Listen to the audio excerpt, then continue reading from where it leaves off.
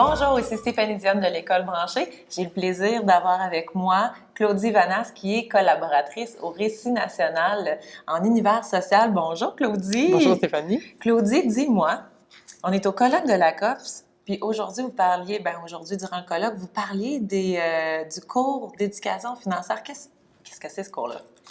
Alors, le cours d'éducation financière, c'est un nouveau cours obligatoire depuis cette année, un cours de 2 unités, donc 50 heures. C'est un cours qui est assez court, qui est assez différent de l'ancien cours d'économie qu'on avait, nous, en 5e secondaire. Donc, c'est un cours qui est très pratico-pratique, très concret, qui aborde 3 enjeux financiers: la consommation, l'intégration au marché du travail et la poursuite des études, sous un aspect financier. Ce qu'on veut développer en éducation financière, dans le fond, pour les élèves, c'est de savoir où aller chercher l'information, parce qu'évidemment, on peut pas tout savoir par cœur. Mais il y a beaucoup d'organismes qui sont là, qui existent pour la protection du consommateur ou les normes du travail. On pense à l'OPC ou à la CNESST, par exemple. Donc, c'est de développer les bons réflexes, aller voir sur les bons sites pour chercher l'information. Parce qu'à l'ère des appareils mobiles aujourd'hui, presque sur le moment, on peut aller vérifier puis être en mesure d'intervenir ou d'agir correctement. Puis, qu'est-ce que vous avez développé au Récit en univers social pour accompagner les enseignants qui ont plongé dans cet enseignement-là cette année? Ils ont plongé très rapidement parce qu'on sait que le cours est devenu obligatoire en septembre, mais que ça avait été annoncé au printemps.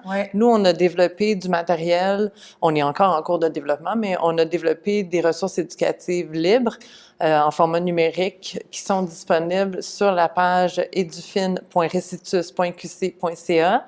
Donc, on a développé des tâches pour les enseignants pour l'ensemble du programme. Nous, on a tout développé avec la collaboration des différents organismes publics, donc l'OPC, la CNESST, l'Autorité des marchés financiers, Revenu Québec et des professeurs du département des sciences comptables de l'Université du Québec à Trois-Rivières, spécialistes de contenu.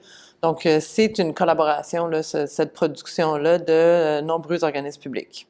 C'est beau de voir cette collaboration-là.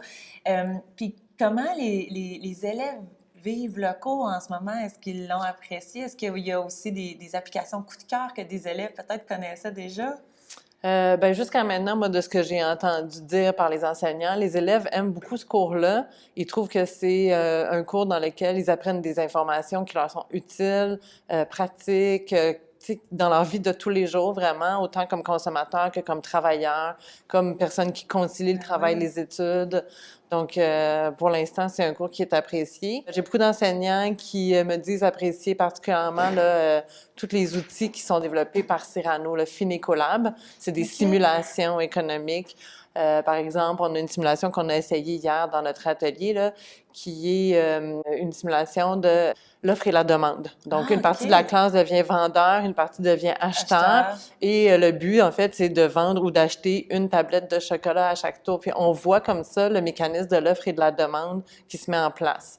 Donc, c'est une façon qui est très ludique, dans le fond, d'aborder, des contenus économie pas toujours faciles. Là. Ben oui, dans un contexte super signifiant, concret, au travers de cette application-là.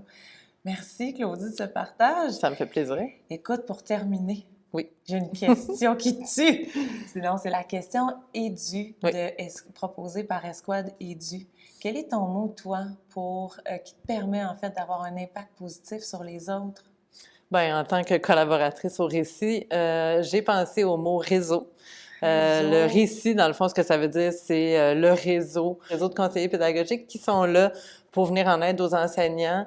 Mais c'est un réseau aussi qui est là pour partager entre eux, dans le fond, toutes les connaissances. Donc, si on met tout ensemble, dans le fond, on connaît énormément de choses ensemble, les conseillers pédagogiques du Récit.